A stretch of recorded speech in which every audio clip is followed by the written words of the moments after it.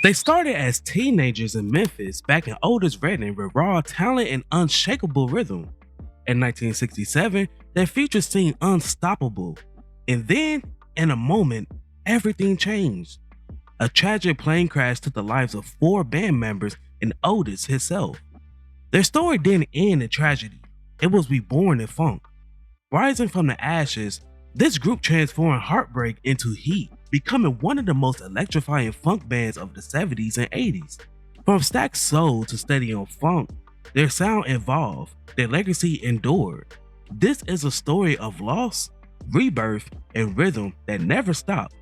The centerpiece of today's video is all about the Bar-Kays. Now, if you guys love my videos and love supporting me, then I suggest you become a member of the channel where I will be releasing exclusive videos just for you all. Be sure to get that family tier so you won't miss out on these exclusive perks. Now, before we start, let's be sure to leave a like on the video, subscribe to the channel, and push that notification bell to be sure you won't miss out on any more content. Now, without further ado, let's cue that intro.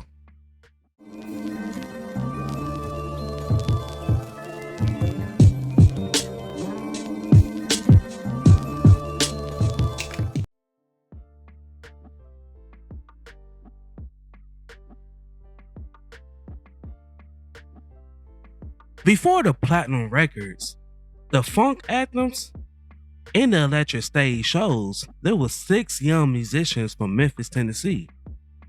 They was all high school friends with big dreams and undeniable talent. This is a story of how the Bar-Kays began.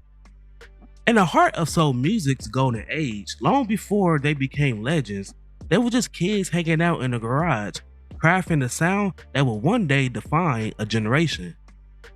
The Bar-Kays formed in Memphis in 1966, growing out of a local group that was named the Imperials. Molded after Memphis instrumental soul acts like the Marquis and Booker T and the MGs, the original band consists of Jimmy King, James Alexander, Ronnie Caldwell, Ben Carley, Phil Jones, and Carl Cunningham.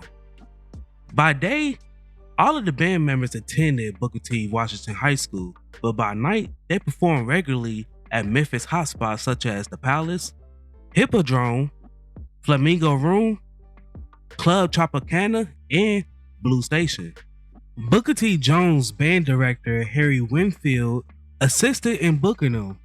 Despite the fact that majority of the musicians were too young to attend the clubs as audience members, but early on, their chemistry was undeniable.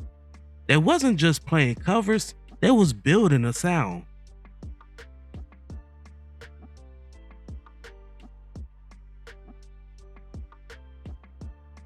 After many visits to Stax Records in a quest to secure a recording deal, the group gained the interest of label founder Jim Stewart, who commissioned the group to work on the first album. Stewart quickly recognized the possibilities of a dance groove that would become known as Soul Finger.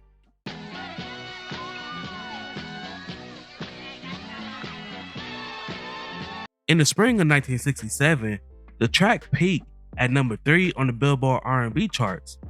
Its B-side, Knucklehead, was a nickname that was given to the band's bassist, and it also became a hit, reaching number 28 on the R&B charts. Although the song's success hit at a positive reception for the album that was also titled Soul Finger, the album failed to make a commercial impact despite having the involvement of superstar label mates Booker T and the MGs. Undeterred, the band made good use of their rising notoriety at home, and when the necessity for Stax to support its brightest star, Otis Redding, became overwhelming and undertaking, the band rose to the challenge. Redding was impressed by the group on stage talent and offered the guys a position after a night sit-in with the band during an unplanned performance at a local bar. But the bandmates' parents interfered, pleading with them to focus on school rather than a road life.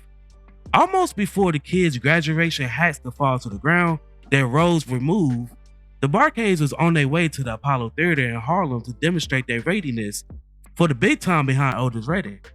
Following their triumphant debut with a series of gigs at the renowned New York City Theater, the band and the soul singer embarked on a hectic tour schedule that came to an abrupt halt barely months later. Redding underwent surgery to remove polyps from his vocal cords, giving the band a well-earned respite.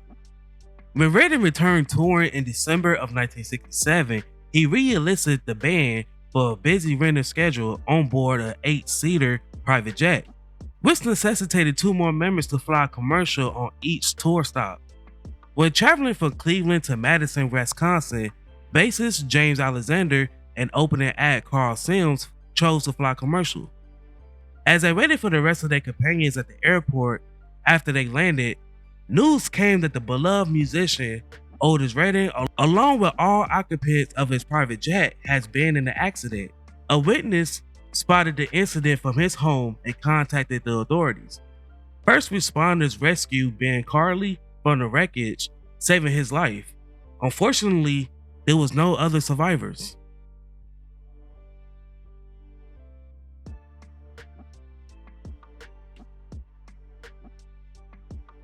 The loss was devastating, personally and professionally, but with James Alexander and Ben Carley, the Bar-Kays regrouped.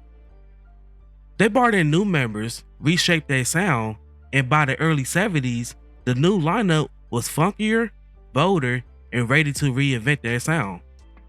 Teaming up with producer Alan Jones, the reformed lineup included guitarist Michael Toes, saxophonist Harvey Henderson, and drummers Willie Hall and Roy Cunningham.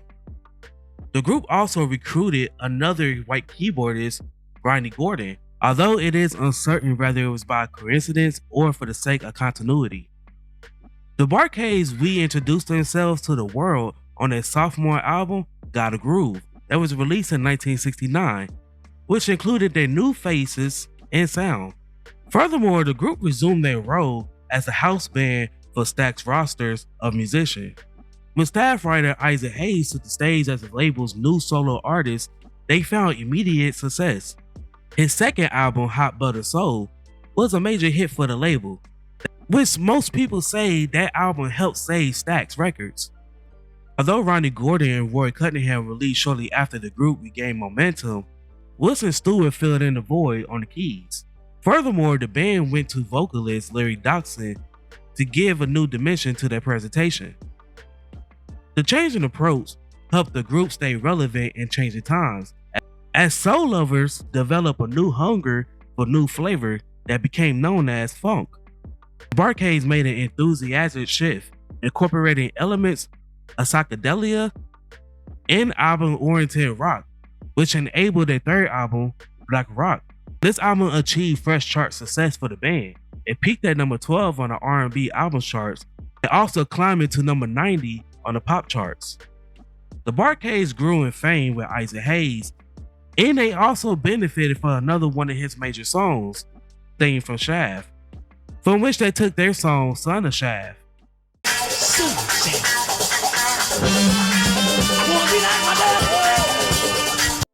The band played at Stax 1972 Music Festival, which was released in theaters that following year.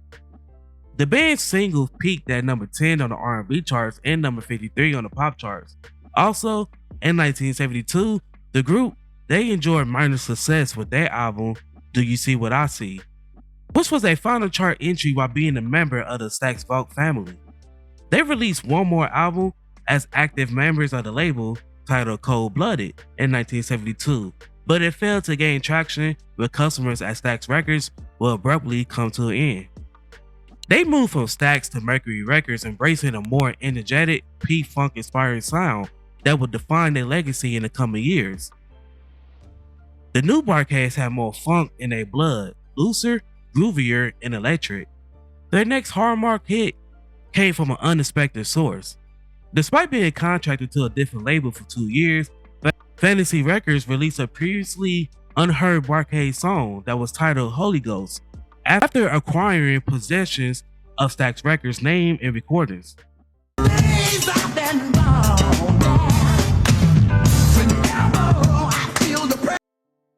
They wasn't just a band anymore, there was a party.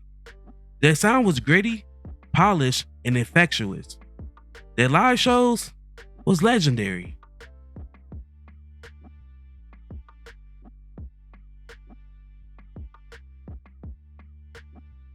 For being sampled by hip hop artists for being name dropped by funk legends, the Barcades had left an undeniable mark. Their sound helped shape funk, soul, and even early hip hop. Despite lineup changes, the spirit of the Barcades lives on. They continue to perform and inspire fans throughout the world, proving that resiliency and rhythm go hand in hand. The Barcades was more than a funk band. They were survivors, innovators, and trailblazers. Their music is timeless, their story unforgettable. The legacy of the Barcades is one of resilience, reinvention, and relentless funk. From their tragic beginnings as Otis Redding back in band, losing most of their members in a devastating plane crash, to rising from the ashes with a new band and sound, the Barcades redefined what it means to survive in the music industry. They didn't just adapt, they innovated, blending soul, funk, and later elements of disco and electro funk to become pioneers of a sound that influenced generations. Their grooves has been sampled, celebrated, and spun on dance floors around the world, proving that while trends may fade, true funk never dies.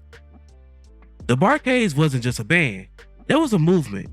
With various lineups, albums, and accolades throughout the decades, the Barcades remain a global entity, identified by fans as a staple of funk. Now, before we go, I have a question for you all. What is your favorite song from the Barcades?